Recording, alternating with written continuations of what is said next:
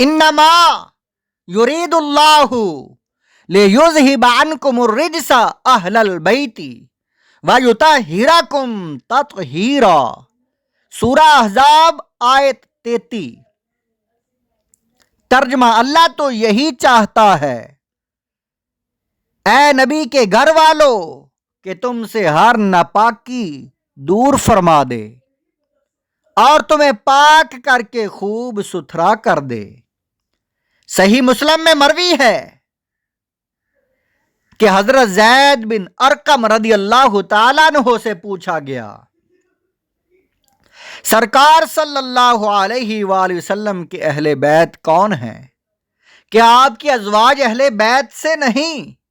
انہوں نے فرمایا، آپ کے ازواج بھی اہل بیت میں سے ہیں، لیکن آپ کے اہل بیت وہ بھی ہیں جن پر آپ کے بعد صدقہ حرام کر دیا گیا۔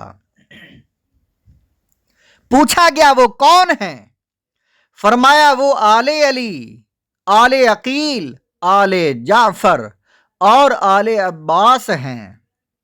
مصنف عبد الرزاق سنن کبریٰ للبہقی طبرانی فی الکبیر۔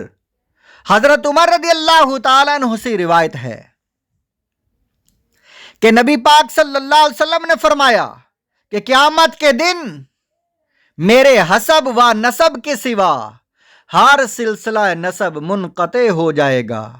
ہر بیٹے کی نسبت باپ کی طرف ہوتی ہے سوائے اولاد فاطمہ کے کہ ان کا باپ بھی میں ہی ہوں اور ان کا نسب بھی میں ہی ہوں۔ میں تبلیغ رسالت پر تم سے کوئی اجر نہیں مانگتا مگر یہ کہ تم میرے قرابت داروں سے محبت کرو۔ امام فخر الدین رازی علیہ رحمہ تفسیر کبیر میں نقل فرماتے ہیں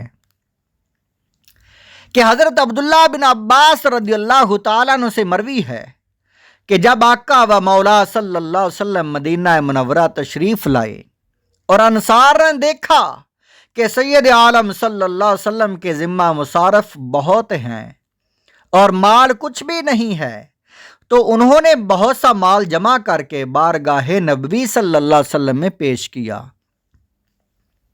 اور عرض گزار ہوئے، یا رسول اللہ صلی اللہ علیہ وسلم، آپ کی بدولت ہمیں ہدایت ملی اور ہم نے گمراہی سے نجات پائی، یہ مال آپ کی نظر ہے، قبول فرمائیں۔ نبی پاک صلی اللہ علیہ وآلہ وسلم نے وہ اموال واپس فرما دیے اور فرمایا، میں تم سے کوئی بدلہ نہیں چاہتا مگر یہ کہ تم میرے قرابت داروں سے محبت کرو۔